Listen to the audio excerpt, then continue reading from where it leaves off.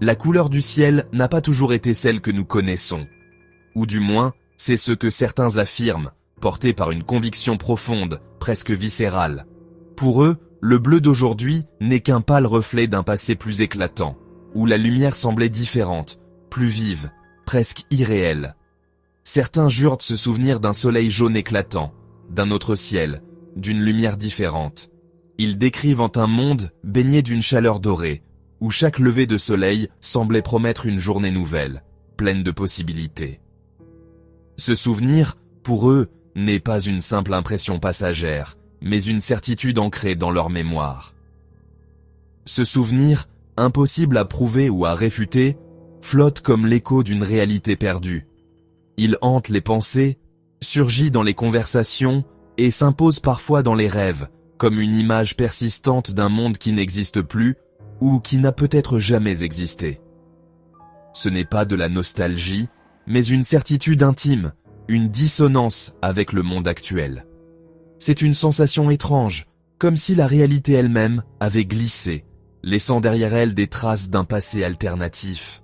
Ceux qui ressentent cette dissonance ne cherchent pas à fuir le présent, mais à comprendre pourquoi leur mémoire ne s'accorde plus avec ce qu'ils voient. Quand des milliers de personnes partagent ce même souvenir étrange, le phénomène prend une autre dimension. Ce n'est plus une simple bizarrerie individuelle, mais un mystère collectif, une énigme qui défie la logique et la science.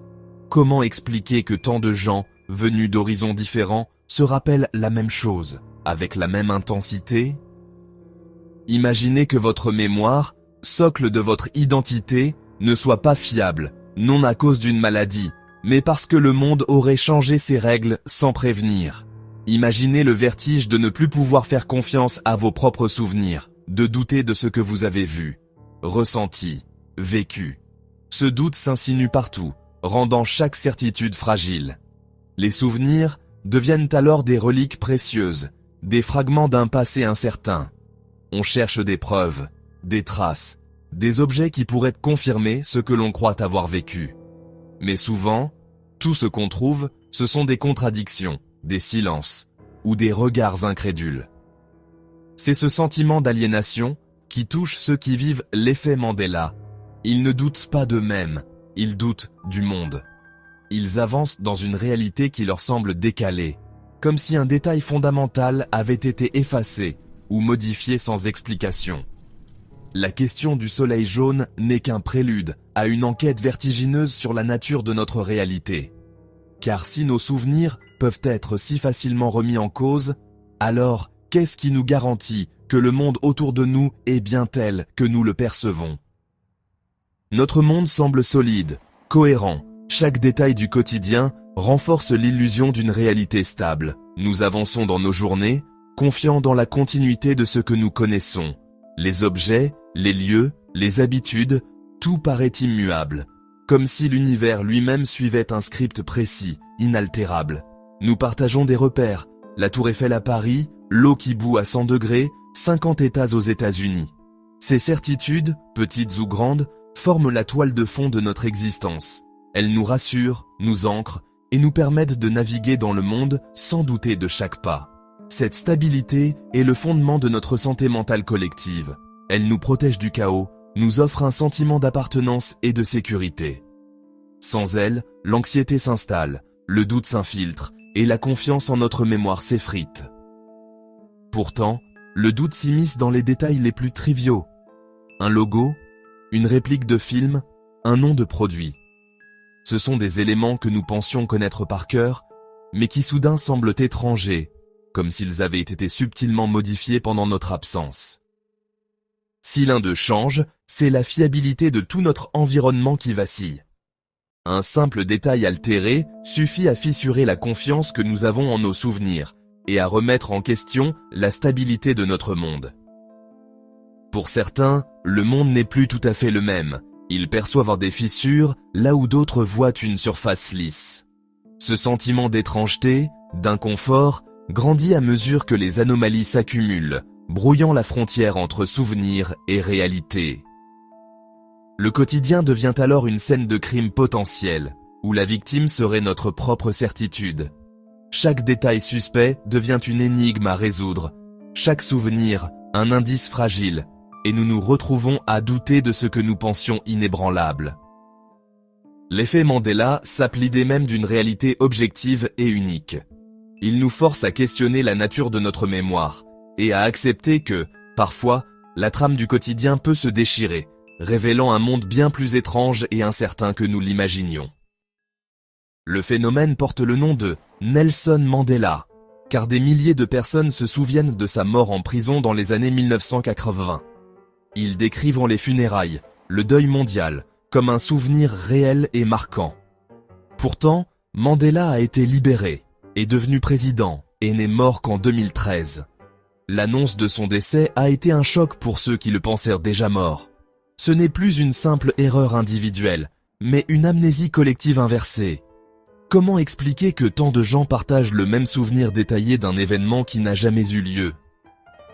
Le cas Mandela ouvre la porte à l'idée que la réalité pourrait être moins monolithique qu'on ne le pense. Après Mandela, d'autres incohérences surgissent partout. Star Wars, Blanche-Neige, logos de marque. Ce ne sont plus de simples erreurs isolées, mais une vague de souvenirs partagés qui semblent défier la logique. Des scènes cultes, des phrases mythiques, des détails de notre quotidien. Tout vacille, comme si la réalité elle-même se dérobait sous nos pieds. Des millions jurent avoir entendu « Luc, je suis ton père », alors que la réplique originale est « Non, je suis ton père ». Ce détail, pourtant anodin, devient le symbole d'une mémoire collective qui semble se fissurer. Les cinéphiles, persuadés de leurs souvenirs, remettent en question non seulement le film, mais aussi leur propre perception. Mirror, Mirror on the Wall devient Magic Mirror on the Wall, GIF devient Jiffy, le Monopoly Guy aurait un monocle. Ces exemples s'accumulent, touchant tous les domaines. Cinéma, publicité, culture populaire. Chacun découvre un détail qui ne colle pas, une certitude qui s'effondre. On se demande alors, comment tant de gens peuvent-ils se tromper de la même façon? Individuellement, ces cas semblent anodins, mais leur accumulation défie la simple coïncidence. C'est comme si une force invisible réécrivait l'histoire, modifiant subtilement les souvenirs d'une génération entière. L'étrangeté s'installe et le doute grandit. Les personnes concernées cherchent des preuves, mais tout confirme la version officielle. Livres, vidéos, archives, rien ne vient étayer leurs souvenirs. Cette absence de traces renforce le mystère et la frustration s'installe. On fouille, on compare, mais la réalité semble s'être effacée.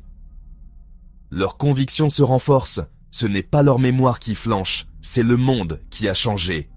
Pour eux, l'explication rationnelle ne suffit plus. Ils ressentent une dissonance profonde, une fracture entre ce qu'ils savent et ce qu'on leur montre.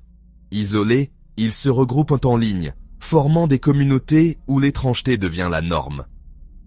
Sur les forums, les réseaux sociaux, ils partagent leurs expériences, leurs doutes, leurs théories. Peu à peu, un sentiment d'appartenance naît, et l'idée d'un phénomène mondial prend forme. L'effet domino transforme l'anecdote en phénomène mondial. Ce qui n'était qu'une bizarrerie devient un sujet de fascination, d'inquiétude, et parfois même de révolte. Les souvenirs altérés s'enchaînent, et la frontière entre réalité et illusion s'efface un peu plus à chaque discussion. En analysant les cas, des schémas émergent, géographie, orthographe, anatomie. Certains se souviennent d'une Amérique du Sud plus au sud, d'une Nouvelle-Zélande au nord-est de l'Australie. Des marques comme Jif, Chick-fil-A ou M&M's semblent avoir changé d'orthographe. Même l'anatomie humaine est remise en question. Cœur au centre, crête osseuse différente. Ces souvenirs alternatifs sont précis et massivement partagés, comme si une autre version de la réalité avait existé. L'idée d'une simple erreur de mémoire ne suffit plus à expliquer la convergence de ces souvenirs. On dirait que la réalité a été mise à jour, mais que certains gardent en mémoire l'ancienne version. Cette cartographie des incohérences dessine les contours d'un mystère structuré. Les témoignages personnels donnent au phénomène sa dimension la plus troublante. Une historienne jure que le portrait d'Henri VIII montrait une patte de dinde, aujourd'hui disparue. Un mécanicien se souvient d'une boucle sur le logo Ford, absente de toutes les archives. Un graphiste décrit le logo Volkswagen sans la ligne entre le F et le W. Une bibliothécaire est persuadée que les Berenstain Bears s'écrivaient Berenstein. Pour ces personnes, la réalité tangible s'est dérobée sous leurs pieds. Leur détresse est réelle. Leur sentiment d'isolement profond. Sont-ils victimes d'une illusion collective ou témoins d'une fluctuation de la réalité? Une théorie vertigineuse, le multivers. Et si l'effet Mandela résultait d'une collision entre deux univers presque identiques? La réalité fusionnée garderait la trace de l'une, mais certains porteraient les souvenirs de l'autre. Ces souvenirs alternatifs seraient les vestiges d'une ligne temporelle effacée. Les personnes concernées seraient des réfugiés temporels. Leur mémoire obsolète mais authentique. Cette hypothèse transforme les fausses mémoires en mémoires alternatives, des cicatrices d'univers disparus. L'effet Mandela serait la lecture de ces traces fantômes, preuve d'une réalité réécrite. Autre théorie, la simulation. Et si notre univers était un programme informatique, modifié par des mises à jour? L'effet Mandela serait alors le résultat de bugs ou de correctifs dans le code de la réalité. Les changements de logo, de dialogue, de cartes seraient des modifications du programme. Certains souvenirs persisteraient comme des fichiers cache non purgés. Nous serions des utilisateurs dont le système a été mis à jour, mais qui gardent en mémoire l'ancienne version. L'effet Mandela deviendrait la preuve d'une réalité contrôlée et altérable. Nous sommes face à un mystère qui défie nos certitudes. Les explications rationnelles peinent à couvrir l'ampleur du phénomène. Les théories radicales bouleversent notre conception de la réalité.